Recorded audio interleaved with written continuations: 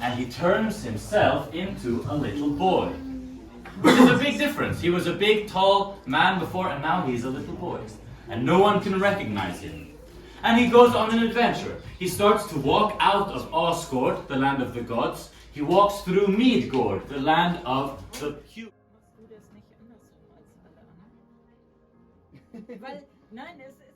But a free man or woman were allowed to vote and speak their mind in these issues. A woman was allowed to inherit. She had the same rights of inheritance as her brothers from her parents. She had the right to divorce under no other reason than I don't want to be married to this guy anymore, and you can divorce. And I mean, they lose all of these rights when Christianity is introduced, and it takes a long time until he's introduced again. The dark ages for women started when Christianity you could say that. People have different opinions on that, but there is an element of truth to this, for sure. And all the way here meets this road that is going up this way. And so now we are on the town square. And one of the most important things that we can do here is exactly what we are doing now, gathering a large group of people and speaking to them. Because in the Viking Age there is no WhatsApp, Facebook, there is no BBC News or public radio or internet or anything. So the only way to inform the public about new things that are happening is to tell them. And it's too much work to tell everyone individually, so you can do it more efficiently like this. There might be a new royal family that has taken over. There might be a new law that you need to be aware of so that you don't break it. There might be a new standard price for salt or silver. There could be a new battle that has been won or lost by someone. All these things you would need to know. And so it's something that you can be told on a town square like this. Another thing you can do here is your shopping. Behind you are all the different market stalls that can be used. And, for example, around a town like this, there would be several farms, a few kilometers away, for example. And in these farms, there would be farmers, and they are growing vegetables, they have animals, they are growing wheat, making flour and stuff. And they can bring all of these products in here and trade it with the people who live in a village. Maybe a blacksmith who can make iron tools and weapons and knives.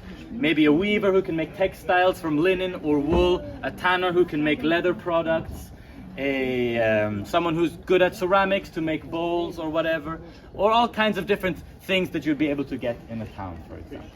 Fish, for example, from the sea, meats, dried meats, salted meats and fish, all kinds of things.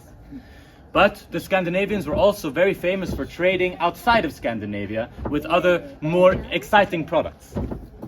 And some of the things that Scandinavians were famous for trading were amber, bernstein, for example, which is this fossilized tree resin that we can still find a lot of here in southern Scandinavia, around the beach and around the coastline.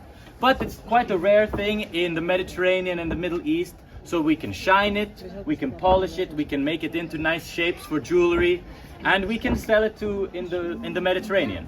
The Scandinavians believed that amber had a lot of good spiritual and medicinal properties, for example. They would have it as amulets for your health and for good luck and different things like this. Another thing the Scandinavians would trade would be animal skins. In Scandinavia it's very cold, the animals have thick fur, and for thousands of years they have known about how to remove the skin of the animal and preserve it in a way so that you can make warm clothes, mattresses for your bed, all kinds of things from these animal skins. And again, you can take it to the Middle East or the Mediterranean, and it's a very good product to trade. Another thing that the Scandinavians love to trade, because it's a very lucrative business, you can make a lot of money from this, of course, is slaves. In Scandinavia, to the Scandinavians, it doesn't matter. Anyone can be a slave. Man, woman, child, it doesn't matter where you come from. If I really hate my neighbor, I could kidnap my neighbor and sell him to my other neighbor as a slave. But this is quite a bad way of doing slavery, because this neighbor will probably know the other neighbor. It's not very far for this person to go back to their home, take an axe or a knife, and then try and kill me, probably. So this is bad slave trade. What you need to do instead is kidnap some people. Maybe there is a battle where you can take prisoners of war, and then you must take them much further away. So from here we would take people maybe to Birka near Stockholm, to Haithabu in northern Germany, Ribe in Denmark, Kaupang or Trondheim in Norway, somewhere far enough away that they are unlikely to too easily be able to escape and get back home again. But one very popular place to go and trade slaves outside of Scandinavia, of course, is Miklagård. Miklagård is the capital of the Byzantine Empire, and it was called Miklagård by Scandinavians in the Old Norse language, but it was called Constantinople by the people who live there. It's Istanbul in modern-day Turkey.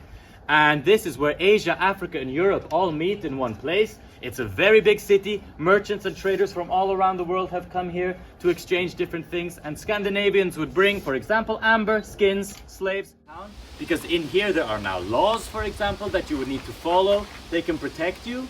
If you choose to break the law, you will be punished. If you're a trader or a merchant, you want to come and do business, maybe you need to pay a customs tax when you come through this boundary, for example.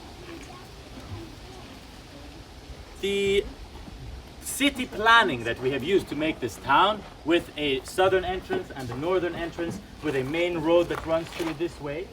It also has a main road that runs at 90 degrees from the beach going into the town like this. So the two roads make a cross and are inside of this shape here.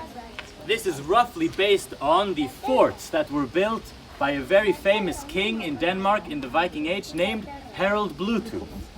Harald Bluetooth was the first person to unite the kingdom of Denmark under one king, and so he built a lot of forts, and they were roughly built in this way, but they would be a complete round circle, and then there would be 4 gates, one in the north, south, east, and west end, and 2 roads that go through the middle.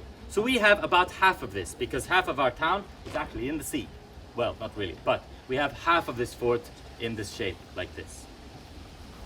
Harald Bluetooth is very famous for one other reason today, because there is a technology called Bluetooth inside your magical runestones that you are looking in all day.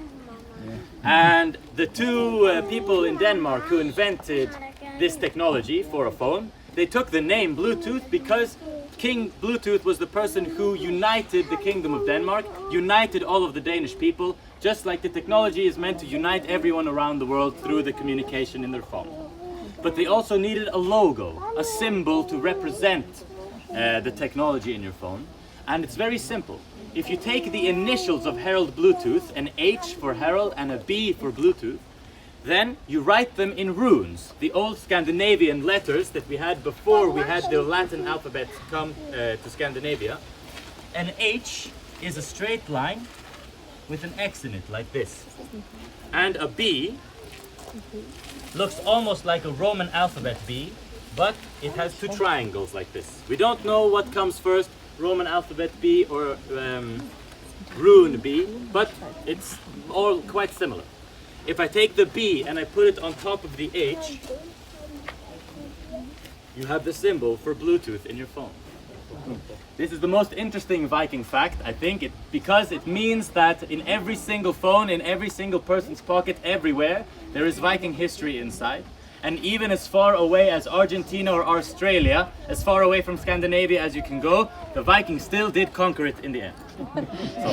So, this is probably the only thing you'll remember from this guiding, and now you will tell all of your friends about this, and that's okay. Yeah. If you forget what the runes are, you can Google it. If we think back about the city planning of this town, we have these 2 roads. One main road that runs from the south gate all the way to the north, and one road that goes from the coast, the beach, into the middle of town like this. So we have this crossing where the 2 roads will meet, right in the middle of town. Lots of traffic here every day, lots of people walking all the time. So a good idea that you can do is to build a town square there in this place. And that is where we are going to go and look now and see what kind of things you could see in a town square. So, let's go. In the middle, we have one of the most important gods. He only has one eye. This god took out this eye himself and sacrificed it as an offering to another god in order to drink from the well of knowledge. And this is how this god became very smart. He also has a spear called Gungnir. He has a horse with 8 legs called Sleipnir. And he has 2 ravens, these large black birds that are called Hugin and Munin, and they fly around in the giant tree between the different worlds, hearing everything, seeing everything, and they fly back to this god and they tell him everything that is going on. So that's how he keeps track of everything that is happening. And this god's name is Odin. Exactly, this is Odin. Odin has lots of children with different people. He has a wife named Frigg, and she's the important female god. But he has a child with a giantess as well, a female giant, and Odin's son is standing here, holding a very big hammer. And the god with the big hammer is Thor, exactly. Who is made more famous now because of all the stupid movies they are making all the time. And Thor's hammer is called Mjolnir, and it's a very good weapon because you can throw it at something and it's always going to hit the target. It will fly back in the air like a boomerang and Thor can catch it again. He is the only one who's strong enough to lift and use this weapon. In the movies he's spinning it in the air like a helicopter and he can fly and stuff, but no, that's not true. Because Thor is often depicted as a very aggressive, short-tempered god who likes to fight all the time, he has a big beard and big muscles, we think that he must be some kind of aggressive, scary, dangerous warrior god. But that's not true. He is primarily a god of the farm and of the farmer, which means he is very important to the average person in Scandinavia during the Viking Age who is a farmer. Odin and Thor belong to one family of gods called the Asir, but there is another family as well called the Vanir. These two families don't get along very well in the beginning, but after a while they get along. It's a long story about how this happens, but it doesn't matter. Three of the Vanir family gods become, or they move in to live with the Asir family, and those three are Njord, the god of the sea and the wind, and two of his children, the twins, Frey and Freya.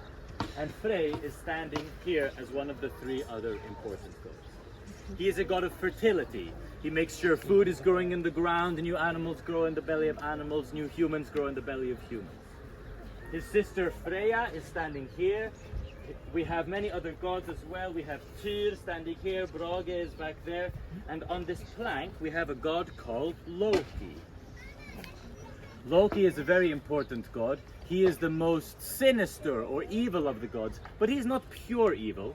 What he likes to do is cause problems for other people and for gods and other creatures, giants, dwarves, elves.